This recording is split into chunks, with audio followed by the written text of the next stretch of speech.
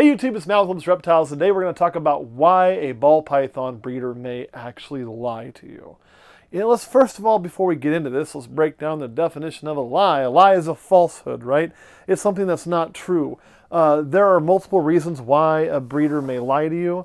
Not all of them are nefarious. As a matter of fact, I want to start this off by saying something like, it's clickbait. Hey, if it's clickbait, why don't you hit like and subscribe and you can get more of it, and go check out our Patreon while you're at it. Got that ad in there. All right, now that we're done with that, most of the time when your ball python breeder lies to you, it's not nefarious. It's literally innocent. And you're saying, what? How can it be innocent? Well, it's because they didn't lie on purpose. They may have told you something wrong, but on accident. I'll give you a prime example. Well, we'll go with this guy here. I love this snake. He doesn't get shown enough. Come here, buddy. This snake here. Now, I bought this snake from a gentleman.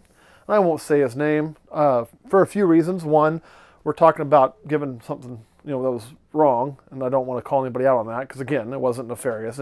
And two, I honestly don't remember. But anyway, I bought this snake back in about 2014. I know it was back then because I wasn't in this house yet, which I bought. Well, not this house. I wasn't in my actual house. I was in a whole different little town over there close to where Brace Exotics is now. So anyway, which if you don't know Brace Exotics, there's a little Kansas shout out for you. Check those guys out. This guy was sold to me as a pied female. As a matter of fact, we named it Artemis, which is the huntress goddess. Problem is, it's a dude, right? It's a dude. I found that out when the growth wasn't going really well. I'm like, why is this snake taking forever? And I touched him on the side one day like this, and he pushed up against me. And I was like, that's something a lot of my males do. So I popped him, and sure enough, it was a male. So there you are. I mean, it happens. Now, did that breeder lie to me? Was he trying to sell? Because a female's worth more money, right? He could have got more money by saying it's a girl. Was he lying to me? I guess it's possible, but I honestly don't think so. I bought several things from him. He was really up and up. As a matter of fact, he was a guy, I wish I could remember his name, that helped me out a lot when I first got started. So no, I don't think he was lying to me. I think it's really easy to missex a baby. Everybody's going to do it from time to time. It's one of the reasons why when I ship it, I usually recheck my females just to make sure, because I'm human, I'm going to make that error. And I think that's all it was. It was human error. He sexed it, not huge hemipenes. He just missed them, said female, sent it on down the road. So, even though my breeder lied to me, they really didn't. They were just wrong. So, what did I learn from that experience? Well, I was brand new at the time. I mean, this was like snake number, I don't know, probably in the single digits. So, I learned, sex your own snakes when you buy them. If I go to a show and I'm going to buy an animal, I'm going to probably sex it. If I'm going to buy an animal in a parking lot, I'm going to probably sex it. If I'm going to buy an animal online, well, I can't sex that because there's no way to sex it over the computer, right? Let me put this guy back up. And that can also be wrong. Give you a prime example. Right here's another one. This is another female that's got penises. This is one of our pastel exanthic males right here. Proven breeder for us, does a great job. I elected to keep him. Now, I had this guy for a while. This was a larger breeder that from a really well-known, really big facility. Again, I'm not going to say names. This isn't to call anybody out or cause a problem. Actually, in this one, I changed my mind. I actually will say the name. And the only reason I'm going to say the name is because they stood behind their product. And I want to kind of talk about that because that's going to lead into a follow-up video we're going to do called Etiquette of Sale of Selling a Ball Python. So we bought this from an auction back in the day when they would put auctions online from Ben Siegel Reptiles, BSR. I was at a time I don't think Ben was the guy running it. There was somebody else in charge of everything because Ben was a little busy at the moment. And we bought an auction. It was like 4 of them, buy them at this price, pick your one, I was the first one to purchase. I said, hey, I want the brightest one, right? Brightest female pastel exanthic. And they sent this one to me. Man, this thing's really nice.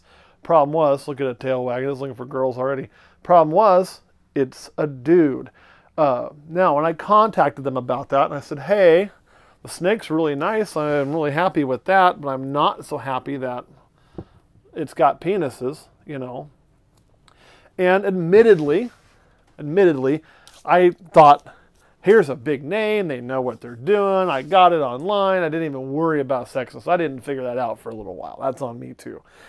So it was some time had passed. You know, they could have just said, dude, it's been this long. Sorry about your luck. Sucks to suck. And I mean, I couldn't have blamed them. But they didn't. They actually offered to exchange it if I wanted to exchange it, I believe. They offered to send some credit or do some things. And they offered to take care of it, make it right. Now, I didn't even take them up on their offer, right? I never did because it didn't really matter. Just the fact that they were like willing to make that right and own that mistake was enough. And that's stand up. That's how you should do business. You make a mistake, you own it. You're human. We're all human. I'm going to make mistakes too. But again, that breeder lied to me, not on purpose, totally on accident. And that's the guy with a bunch of employees and things like that. I'm sure the employee just pulled the wrong one or who knows what. So it does happen. Here is, whoop. Wrong one. That one's not a lie. This one is.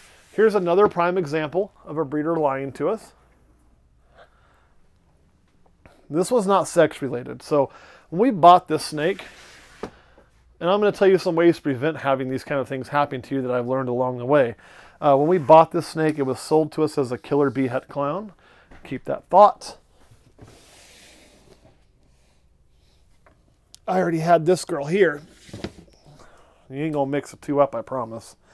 So that's a killer bee.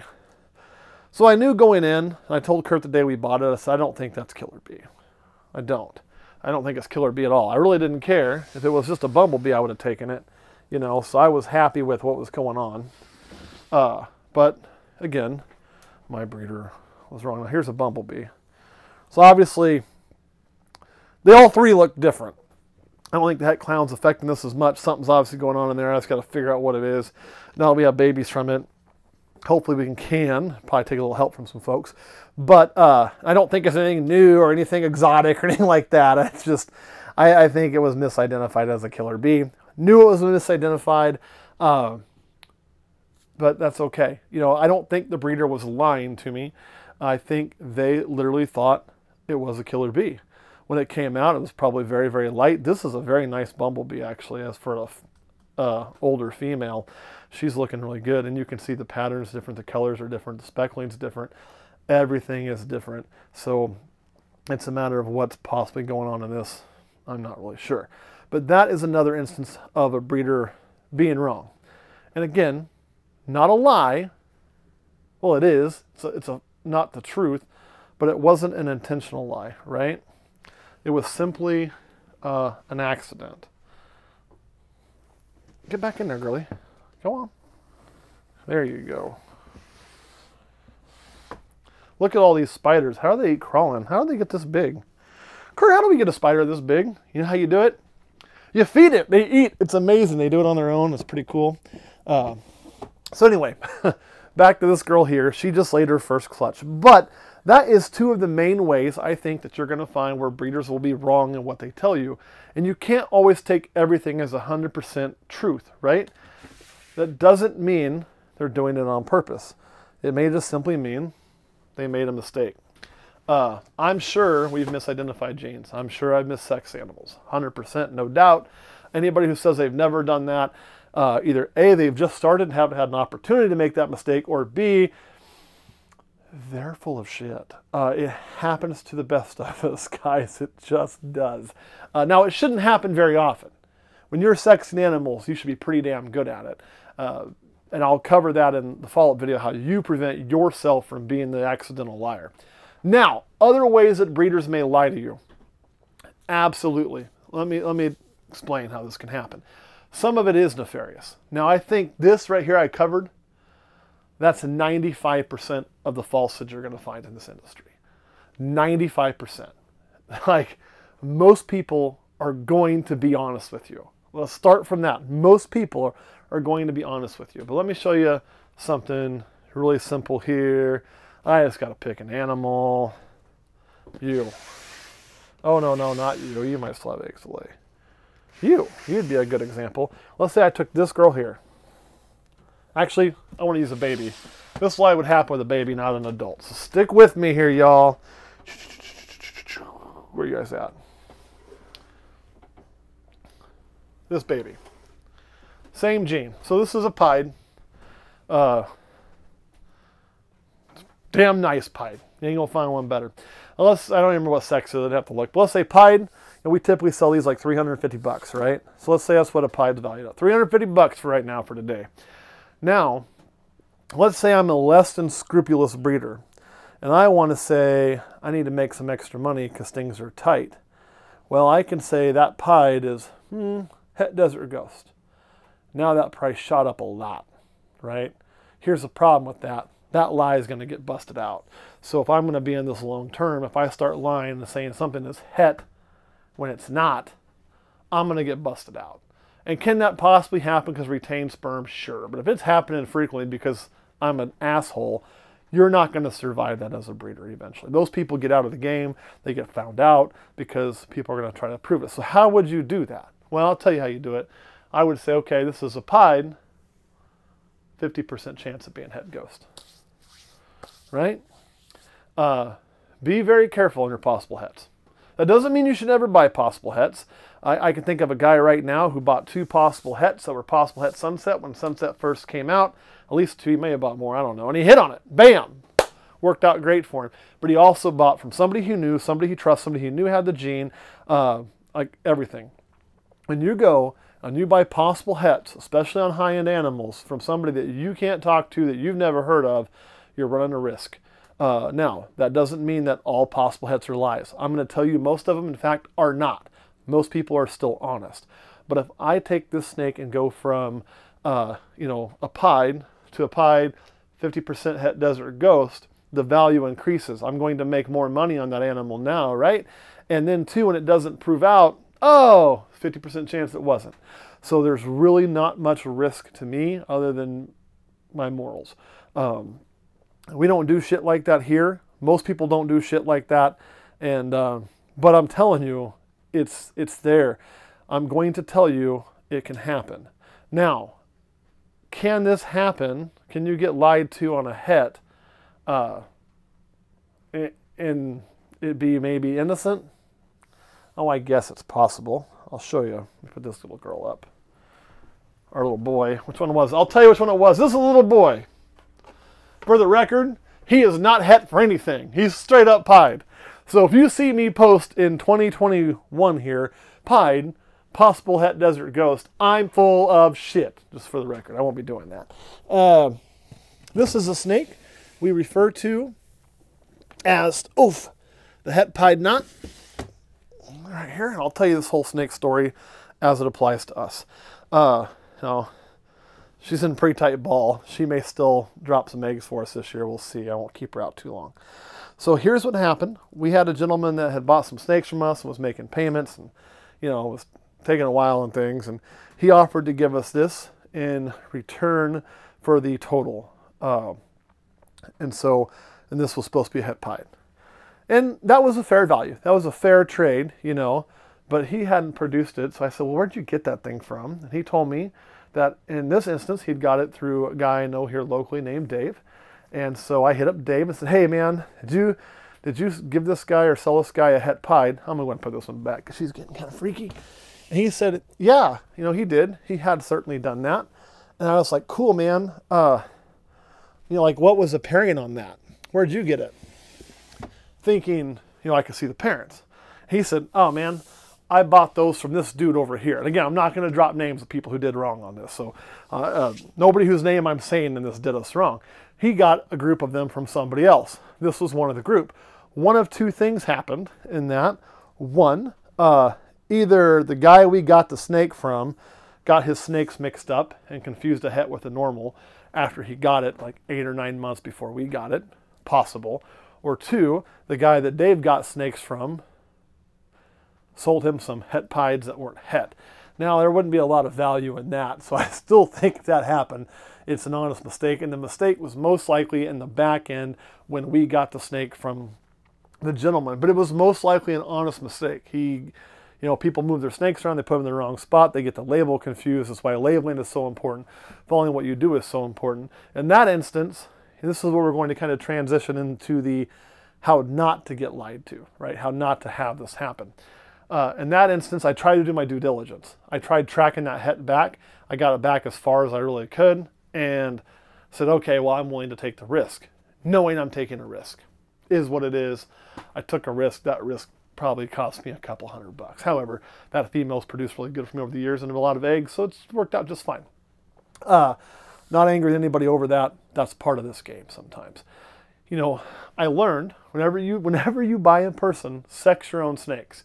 If you're not confident doing it, or I shouldn't say sex your own snakes, because I can tell you if I'm running a table and you come up and you just start popping my snakes, I'm going to be pissed. You know, if you ask, that's one thing, or I'll sex it for you. Now, I won't sex the same snake 47 times for everybody, but if somebody's serious about buying, I am more than happy to sex that snake for them, you know, and so they can see. But have those snakes sexed in front of you, or do it yourself, depending on the situation, and know that, you know, you're seeing what you believe, so you and the breeder are seeing the same thing. That way you know what's going on. And there's even been times where I was ready to sell a snake, popped it, and realized I'd been wrong the first time. And I'd be like, oh shit, that's a dude, not a girl, and change a label before I put it up for sale. So it does happen. So do that. Number 2, if you're purchasing a het, now if it's something like a het pied, okay guys, it's, you know, I'm not going to worry about that too much. It is what it is. But if I'm purchasing a het, like say I'm going for something like a higher end animal on a het, like maybe you're looking for a monsoon, right? You know, now if I'm buying that, I want to say it was Dave Green that started the monsoons. If I'm buying that from Dave Green, I'm probably going to buy with pretty solid confidence, right? His name's attached to that project. It is not in his best interest to screw anybody over. He's not going to do that. He wouldn't do that anyway. His reputation is really good. I could buy that with confidence. If I'm buying that het monsoon from, you know, Joe Blow, who I've never met on Morph Market, man, I'm going to want to see the parents. I'm going to want to have a conversation with that guy, which Morph Market does allow you to do. See the parents, get some confidence, try to talk to people that know him maybe before I drop a lot of money on something. Do your due diligence, you know, do your due diligence on those kind of things. That's what I would recommend. If you're doing it in person, ask. If I'm selling some crazy het, I promise you I've got the parents. I can back it up, or I can show video evidence of what's going on. A great example would be the cryptic stuff we have. We got a lot of stuff that's pos het cryptic. Well, if somebody's like, well, man, I don't know if I trust that, I can show them the cryptic babies. I can show them the cryptic siblings. I can show them the labels. I can show them where the siblings came out. I can show them the numbers that back it up. Have that backup. If the breeder doesn't have that, man, if they can't make you feel comfortable, run.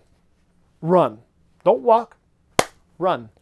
Don't convince yourself into making a mistake, right? They should have that information. They should be able to get that information. They should be able to do that. They just should. And most of them can. So that's one way you can avoid that.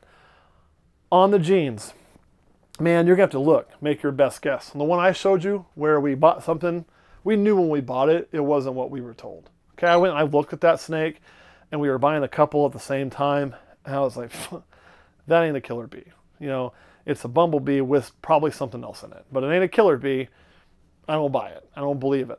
However, the price was at a point that I would have purchased it anyway. I was more interested in the het clown portion. I really wasn't worried about the extra pastel copy, so we went ahead and did it. No harm, no foul. But you just have to look, know what you're looking for, you know, do some research on the genes you're looking at purchasing, know what they look like, be willing to go in there, and be willing to walk away if it's not what you think it was. In that instance, we also bought a visual clown. Having the visual clown with the het clown put me at a lot more ease that the het clown was actually het clown. And it proved out this year. So it also proved out not to be killer bee this year, which was no surprise to anybody. So that are most of the ways a breeder will lie to you. Some of the other things you may get is you may get a snake that's weight is off. You know, here's the thing, guys. If they put it on a scale and say, it's 230 grams, and it comes to you and it's 210 grams. Maybe it took a shit, okay? Maybe it shed. That I'm not going to worry about. You know, if they say, and I'll see this on Morph Market a lot, it's 105 grams. Then when you talk to them, if you actually talk to them, it's actually like 310, because they don't update it when they put the ad up, they just leave the number there. I'm never going to complain about it being bigger, right? Nobody gets mad when the snake's bigger than they thought. They do get a little upset when it's smaller than they thought. Now, if there's a big discrepancy, like if somebody's saying, the snake's 400 grams and it weighs out to 150 or 200, man, that's a red flag too. I would be talking to them and trying to figure out what was going on or why it was happening.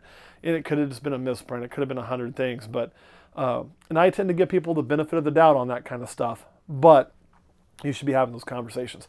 So that are some of the ways your breeder, most of the time on accident, may lie to you. That could even be if your breeder's me. I can be wrong. We all can. You got to cut some of the people a little bit of slack. However, they do need to stand behind their product. That's coming up in our sales etiquette video, which should be following this one in 3 or 4 days. Kurt, before we do that, any questions? Did you ever buy a carpet python that was missexed? A missexed carpet python? No. Not Rhea? Oh, that's an example. I didn't buy it missexed. So what happened was, as I was at a show, there was a large carpet python, and I needed a female to go with my male. I asked them, hey, what sex is that? And they said, it is male. You know, and I was like, ah, damn, if it was female, I'd buy it, but if it's male, I don't want it. So as I kind of went around, I went and talked, and I won't not name drops in this story because somebody may think that this was a bad practice, so I won't say any names on this one. As I went around the show, and they'd said that that snake, that he used to work with this guy over here, and, you know, they'd got it or something like that. So I went and talked to them, and that guy said, you know what, I never sexed that damn thing because it was kind of mean, and but by size, it probably is a female. Tell him to sex it. So I go over there, I say, hey, man, that dude says that thing's probably a female, and he just never sexed it. So sex it. If it's female, I'll buy it for the price you got listed. He's telling me, whoa, dude, look. That guy, he just wants to see me get bit. Like, he's just screwed me. He just wants to see me bleed. That's all it is. I mean, I'm sure he did. It's got to be male. And I was like, well, if it's male, I don't want it. If it's female, I'm buying it. So if you check, there's a good chance I'm going to buy that thing. So he popped it. Bam, females. We didn't buy it missexed. That was one where we had the sex checked, and it turned out in our favor. But it had been mislabeled at a show. So people don't usually get too upset when they're trying to buy or when they buy a male ends up being female. More people are upset when they buy a female ends up being male. But yes, so we bought a female carpet python, which is what we wanted. That's what we wanted to buy. However, it had originally been labeled as a male. So there you are. Anything else, Kurt? No. All right, guys. Thanks for watching. We'll catch you next time.